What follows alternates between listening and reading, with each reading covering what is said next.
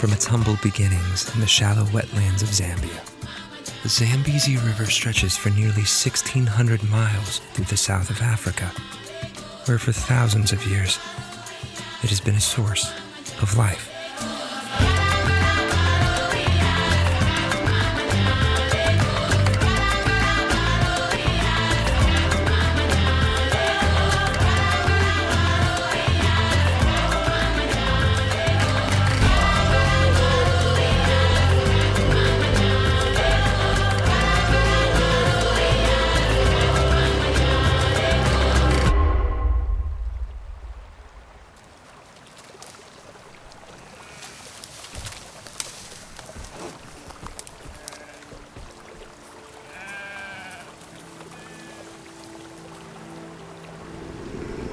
The fertile valley of this river is more than soil and sand.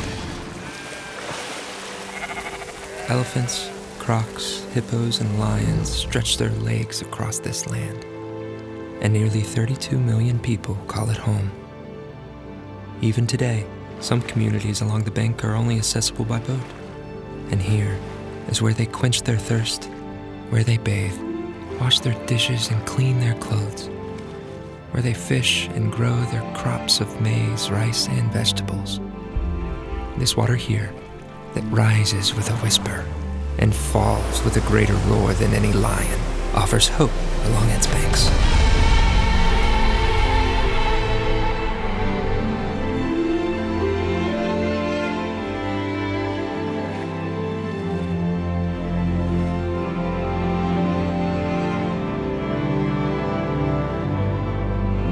Almost 70% of the body is composed of water, and while we humans can live for more than 3 weeks without food, we can survive only 3 days without water. And without clean water, we quickly fall prey to disease and ultimately death. Here, the Zambezi splits the nations of Zambia to the north and Zimbabwe to the south. And just a short drive further down, the people there live a separate tale.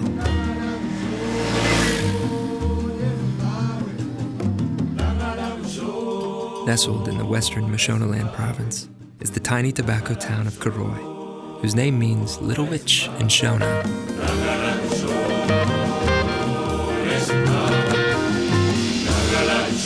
It's a rural town.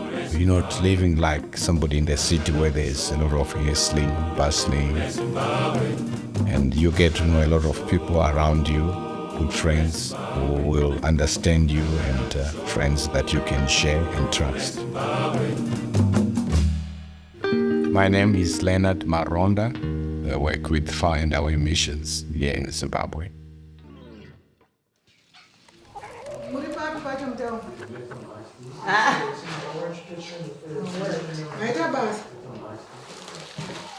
Yeah, 2022 was one of the driest years on record.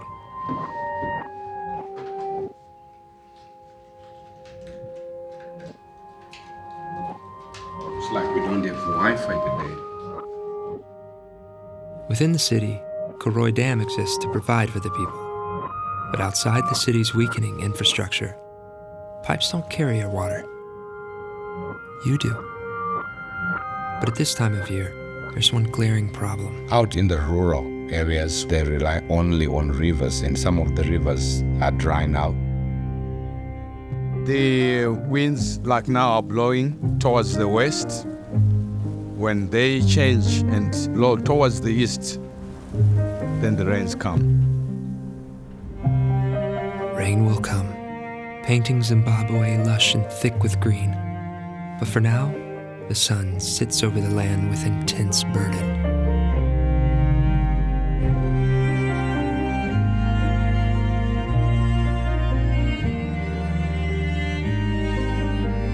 Some estimate that more than half the households in Koroi and in the surrounding area are outside the safe recommended distance from a water source.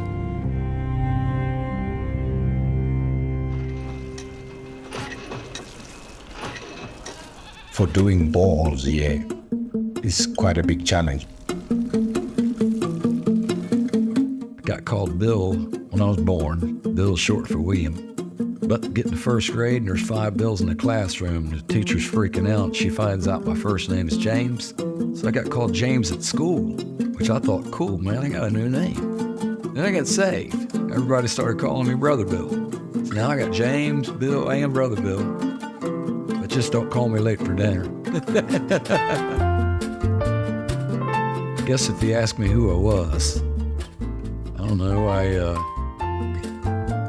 who am I? Self-employed since I was 21.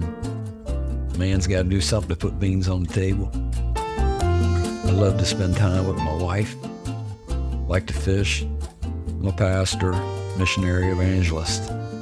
That's why God has put me here, to love my neighbor.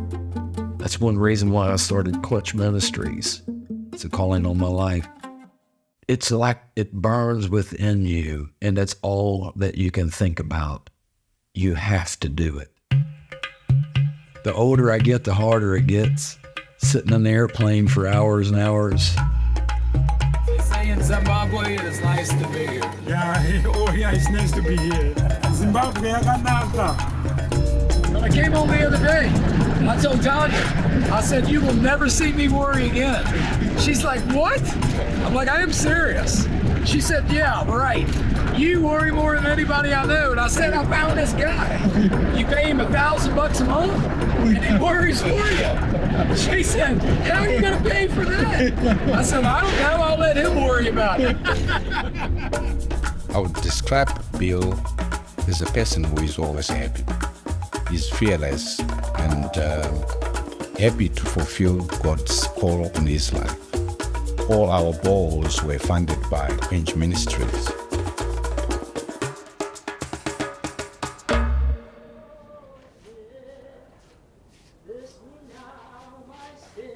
When the power goes out here at the mission station, we have 2 generators.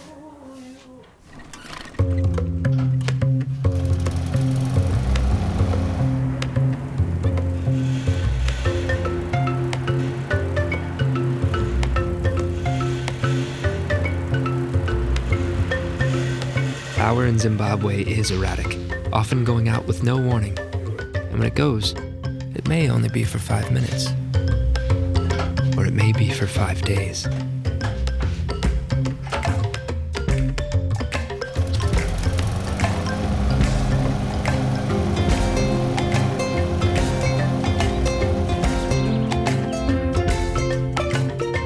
The downtime looks to be the perfect little time to drop a line.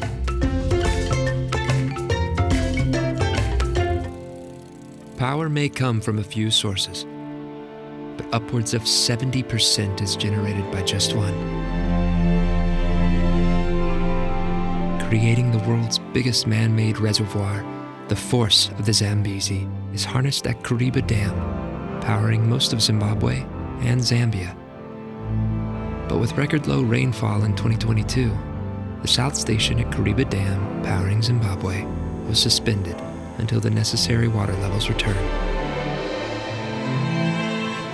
And for those with taps in Karoi and many other towns, when the power is out, it's not just the electricity that stops flowing.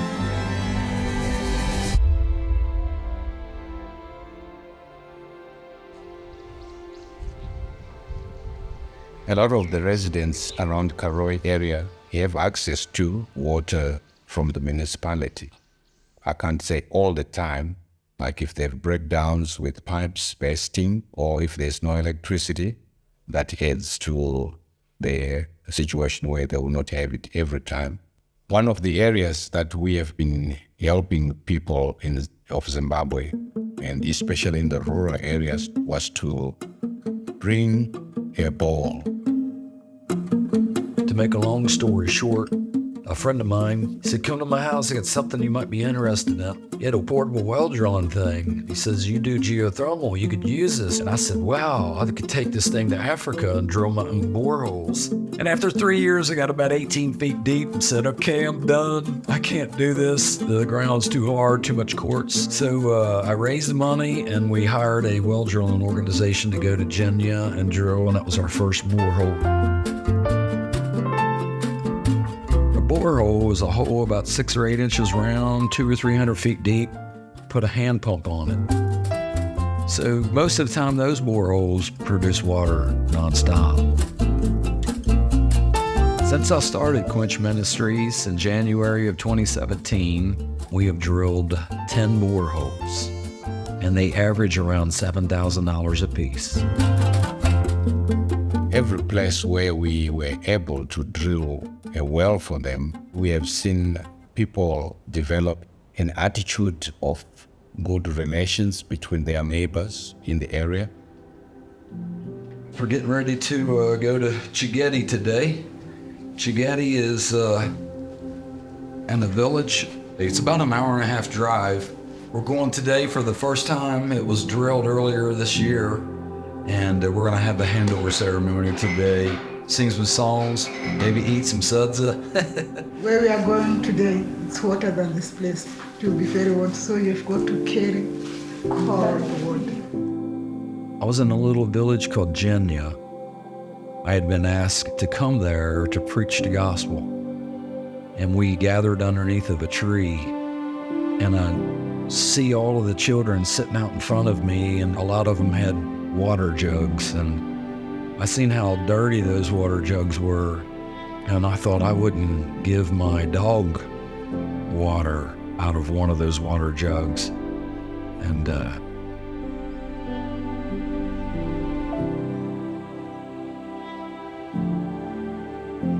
it broke my heart. And I knew I had to do something.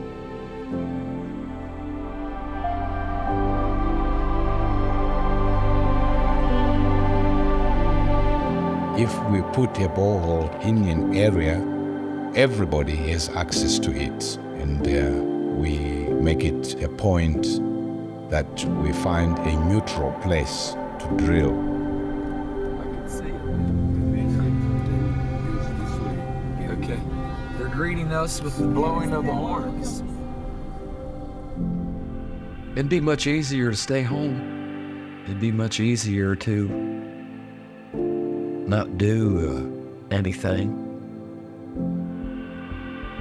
But life's not easy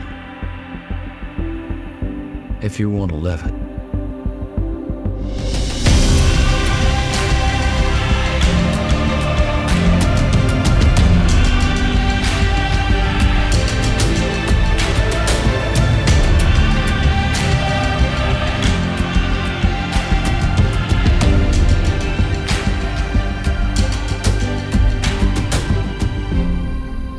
The work, it's never done. But before Bill can depart for home, these two need to visit a familiar friend.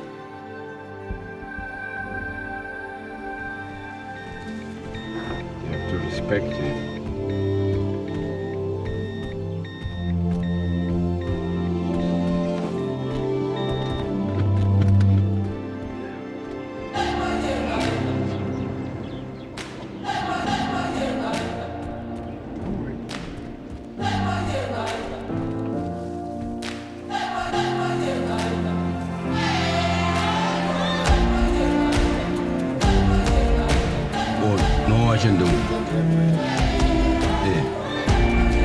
They say you can live 40 days without food, 3 days without water, minutes without air, but 0 seconds without hope. And I believe with all my heart, when they get that clean drinking water, it gives them hope that things are going to get better.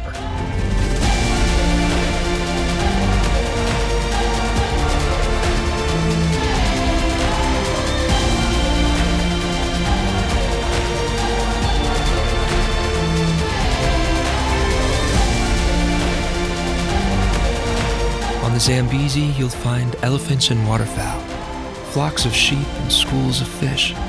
You'll find hippos guarding their young, and crocodiles bathing in the sun. And you'll find people there who use that water to brave this life, and those who are drawn for rest. Wild things gathered here under that sun, cradled such grace as this.